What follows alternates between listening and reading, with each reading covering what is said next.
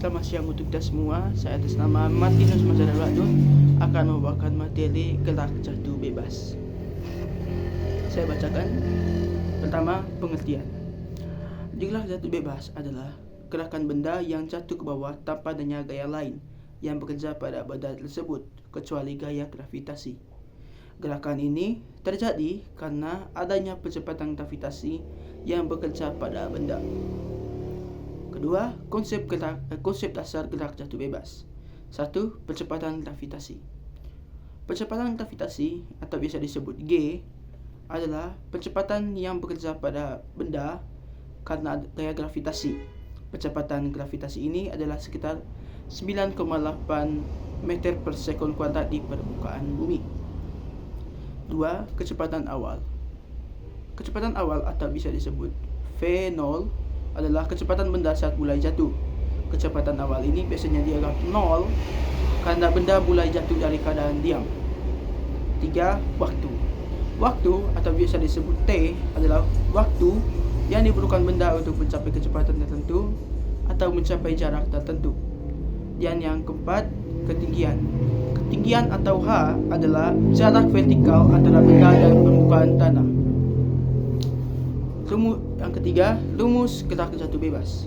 1. Kecepatan, yaitu V sama dengan V0 ditambah GT.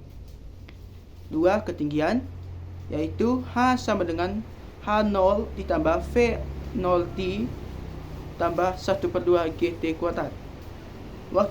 Ketiga, waktu mencapai kecepatan tertentu, yaitu T sama dengan V dikurang V0 per G.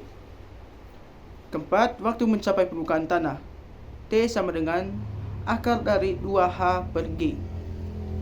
Analisis gerak jatuh bebas. 1. Kecepatan maksimum. Kecepatan maksimum benda terjadi saat benda mencapai permukaan tanah. Kecepatan maksimum ini dapat dihitung dengan menggunakan rumus V sama dengan V0 tambah GT. 2. Waktu mencapai permukaan tanah. Waktu mencapai permukaan tanah dapat dihitung dengan menggunakan rumus T sama dengan akar dari 2H per G. 3. Ketinggian maksimum. Ketinggian maksimum benda terjadi saat benda mencapai kecepatan 0. Ketinggian maksimum ini dapat dihitung dengan menggunakan rumus H sama dengan H0 ditambah V0T tambah 1/2 GT kuadrat. Faktor yang mempengaruhi gerak jatuh bebas. 1. Gaya gravitasi. Gaya gravitasi adalah gaya yang paling mempengaruhi gerak jatuh bebas. Gaya gravitasi ini menyebabkan benda yang jatuh mengalami percepatan. 2. Ketinggian awal. Ketinggian awal benda juga mempengaruhi gerak jatuh bebas.